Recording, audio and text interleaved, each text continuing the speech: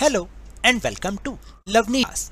This is Directorate of Education GNCT of Delhi's worksheet number 42, and it is only for class 6 students. It has taken from the subject English, and we will learn and understand and continue the lesson Fair Play in this worksheet. So students, आज की इस worksheet में भी हम chapter Fair Play जो आपकी book में से लिया गया है उसको कंटिन्यू करने वाले हैं। तो आपको तो याद है ना कि पिछली वर्कशीट से हमने इस लेसन को स्टार्ट किया और उसमें जो पार्ट वो दिया गया स्टोरी का वो हमने समझा भी। So without wasting our time let's start and understand with me. Here is a fun fact. Fun fact का मतलब कोई ऐसी इंफॉर्मेशन जो मज़े मज़े में आपको मिल भी जाए और आपको वो चीज़ समझ में भी आ जाए। Do you know, in a village elderly and wise people are chosen by the local community to settle fights between individuals and villages. क्या आप जानते हैं कि गांव में जो बड़े लोग होते हैं ना, बड़े बूढ़े लोग जो होते हैं, और वाइज का मतलब ईमानदार समझदार जो लोग होते हैं, उन्हें लोकल कम्युनिटी के द्वारा चुना जाता है। क्यों चुना जाता है? ताकि गांव में जो लोगों के बीच झगड़े हों उनको सुलझाने के लिए, क्योंकि वो लोग बहुत अनुभवी होते हैं ना। This assembly of 5 elders is known as panchayat. और 5 बड़ों की, यानी जो समझदार लोग हैं, उनकी इस असेंबली को हम पंचायत के नाम से जानते हैं। जैसा कि आप लोगों को पता होगा, आप लोग अपने गांव में भी तो जाते हैं, वहां पर पंचायत का नाम सुना है ना आपने। The leader of the panchayat is known as the मुखिया और सरपंच। और जो इस पंचायत का मुखिया होते हैं ना, उनको हम कहते हैं सरपंच। जैसे कि भाई किसी किसी का गांव नहीं होता, लेकिन हमने फिल्म्स में या सीरियल्स में तो देखा ही हुआ है कि विलेजेस में पंचायत लगती है और वो क्या करती है, लोगों के बीच में जो झगड़ा होता है उन्हें सुलझाते हैं। So here is a picture of panchayat. देख रहे हैं आप किस तरह से यहाँ पर 5 मेंबर्स हैं जो कि किसी के बीच में फाइट हो रही है, उसको वो क्या कर रहे हैं, सेटल डाउन कर रहे हैं ना। इसी तरीके से विलेजेस में ये सिस्टम चलता है। So now let us do a recap of our previous worksheet. तो चलिए अब हम अपनी पिछली वर्कशीट में जो स्टोरी स्टार्ट हुई थी उसका एक रीकैप कर लेते हैं through this question number 1, match the phrases in the column A with the phrases in column B to frame complete sentences। यानी इस क्वेश्चन के थ्रू हम अपनी पिछली वर्कशीट को एक बार रीकैप करेंगे, दोबारा से उसके बारे में थोड़ा सा जानेंगे। करना कैसे है, कॉलम A में कुछ फ्रेजेस हैं, सेंटेंस के कुछ टुकड़े हैं, और कॉलम B में कुछ फ्रेजेस हैं। इन दोनों को आपस में मिलाना है ताकि एक कंप्लीट सेंटेंस बन जाए और आपको पिछली स्टोरी भी याद आ जाए। So let's try to do. So first is Jumman and Algu. Jumman and Algu क्या थे? कॉलम बी में हम किसके साथ मैच करेंगे? Were good friends. तो हमें इनको आपस में मैच करना है, पूरा एक सेंटेंस बन गया। Jumman and Algu were 2 friends, यानी जुम्मन और अलगू 2 फ्रेंड्स थे। अभी नेक्स्ट क्या है? जुम्मन्स ओल्ड आंट, जुम्मन की बूढ़ी आंट जो उसकी रिश्तेदार थी। अब किसके साथ मैच करोगे उसको?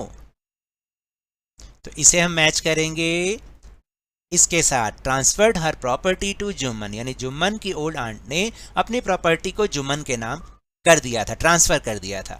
Next is after a couple of years. इसको किसके साथ मैच करोगे? यानी कुछ सालों के बाद Jumman and his family were tired of the old aunt. तो आपने इसको इसके साथ मैच करना है कि कुछ सालों के बाद जुम्मन और उसकी फैमिली उस ओल्ड आंट से थक चुके थे, है ना। Next is Jumman's wife grudged even about the little food that the old lady ate every day। यानी कहने का मतलब है जो जुम्मन की वाइफ थी वो मतलब इतना गुस्सा होती थी ना, ग्रज निकालती थी अपना, जबकि वो मतलब किस पर? जो कि थोड़ा बहुत फूड जो वो खाती थी, रोजाना खाना खाती थी ओल्ड लेडी, उस पर भी वो अपना ग्रज निकालती थी, यानी अपना गुस्सा निकालती थी। तो आपने इसको इसके साथ मैच करना है। And the last one is Jumman's aunt swallowed, किसके साथ? The food with insults for a few months. यानी जुम्मन की जो आंट थी, जो बूढ़ी रिश्तेदार थी, वो उस फूड के साथ साथ अपनी बेइज्जती का निवाला भी मतलब एक तरह से वो निगल रही थी। कुछ महीनों तक उन्होंने बेचारी ने ऐसे किया। फिर आगे क्या होता है हम स्टोरी के आज इस पार्ट में समझेंगे। So now let's move on the story, read what happens next in the story. चलिए अब पढ़ते हैं आगे स्टोरी में क्या हुआ। One day she spoke to Jumman, यानी एक दिन उन्होंने जुम्मन से कहा। किसने? जुम्मन की आंट ने।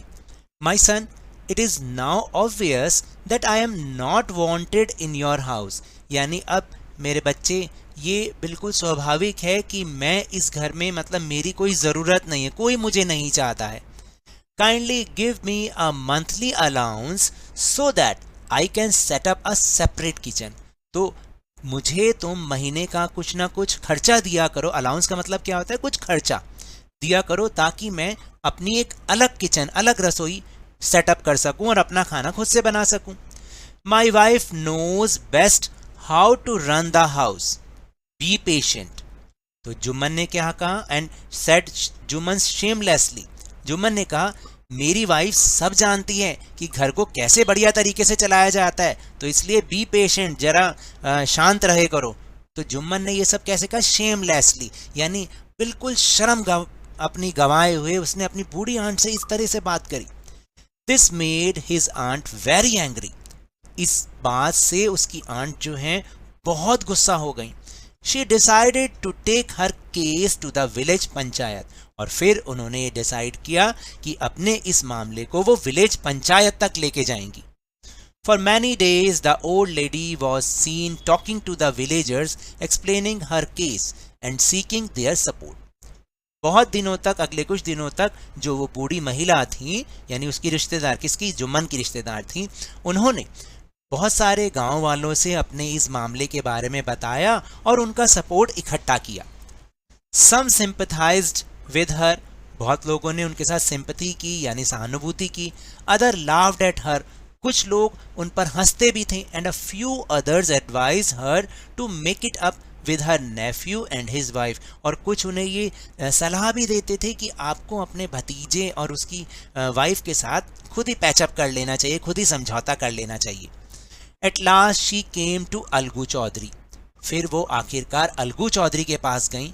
And spoke to him, Algu Chaudhary कौन थे? याद है ना, जुम्मन का बहुत अच्छा दोस्त था। वो उसके पास गई और उससे अपनी बात बताई। यू नो चाची, Jumman is my best friend, तुम तो जानती हो ना चाची, वो जुम्मन जो है वो मेरा बहुत ही पक्का मित्र है, मेरा बहुत बेस्ट फ्रेंड है। How can I go against him, मैं कैसे उसके अगेंस्ट जा सकता हूँ, कैसे उसका विरोध कर सकता हूँ? अलगू सेड, अलगू ने ये बात कही। But is it right my son to keep mum and not say what you consider just and fair, लेकिन क्या ये सही होगा मेरे बच्चे कि तुम चुप रहो, क्या अपना मैं मुंह बंद करके रखूं और मतलब हम ये समझे कि जो हो रहा है वो सही हो रहा है?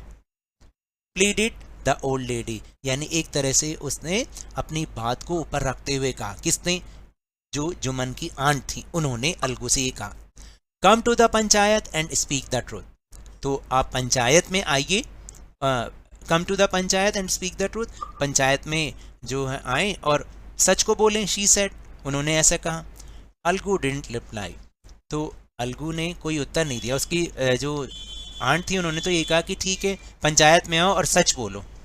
But her words kept ringing in his years, Algu ने कुछ जवाब तो नहीं दिया, लेकिन उनके ये शब्द अलगू के कान में बजते रहे, लगातार बजते रहे कि तुम्हें चुप नहीं रहना चाहिए, तुम्हें सच बोलना चाहिए, इस तरीके की बातें, है ना। तो आज की स्टोरी आपको समझ में है ये वाला part. Now will move on question answer section. Question number 2, on the basis of your reading, जो आपने पढ़ा उसके बेस पर choose the correct word meanings.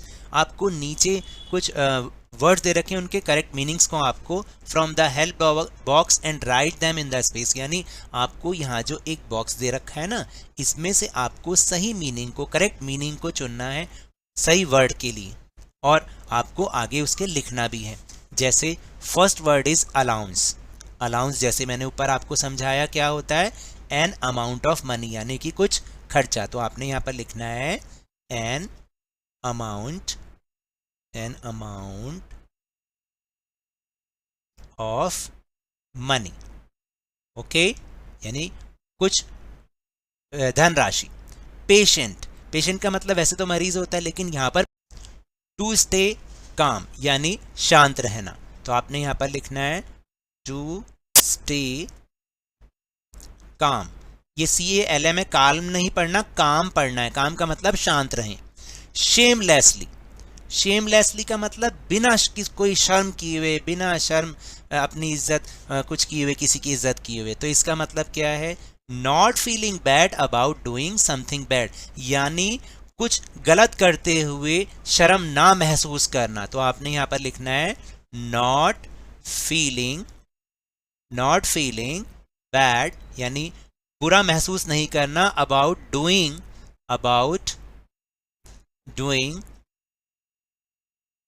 Something bad, यानी कुछ गलत करते हुए कुछ बुरा महसूस ही ना करना, shamelessly. And last is sympathize, sympathize का मतलब होता है to feel sorry for someone, to feel sorry for someone, यानी किसी के लिए जो है, अगर किसी को कोई दुख आया है तो उसके लिए मतलब जब हम दुख प्रकट करते हैं ना, तो उसको हम बोलते हैं सिंपैथी करना या सिंपैथाइज्ड होना। जब हम मान लीजिए किसी के साथ कुछ बुरा होता है तो हम बोलते हैं नहीं नहीं आपके साथ बहुत बुरा हुआ, हमें बहुत बुरा लगा, तो इसको बोलते हैं सिंपैथी करना या सिंपैथाइज करना। So now that's all for this worksheet. अगर मेरे इस तरह समझाने से अब आपको समझ में आने लगा है तो इस चैनल और वीडियो को लाइक कीजिए, शेयर कीजिए, और अगर आप न्यू हैं तो सब्सक्राइब भी कर लीजिए। और टेलीग्राम ऐप पर जो हमारा चैनल है लवनीश सर की क्लास, उसको ज्वाइन करना ना भूलें, जिसको ज्वाइन करने का लिंक आपको इसी वीडियो के डिस्क्रिप्शन बॉक्स में मिल जाएगा। But remember, whenever you will go outside please wear your mask, और जब भी आपकी टर्न आए कोरोना की वैक्सीनेशन ज़रूर करवाएं, क्योंकि कोरोना को हराना है और ज़िंदगी को एक बार फिर से सुहाना बनाना है। इसी उम्मीद के साथ थैंक यू वेरी मच।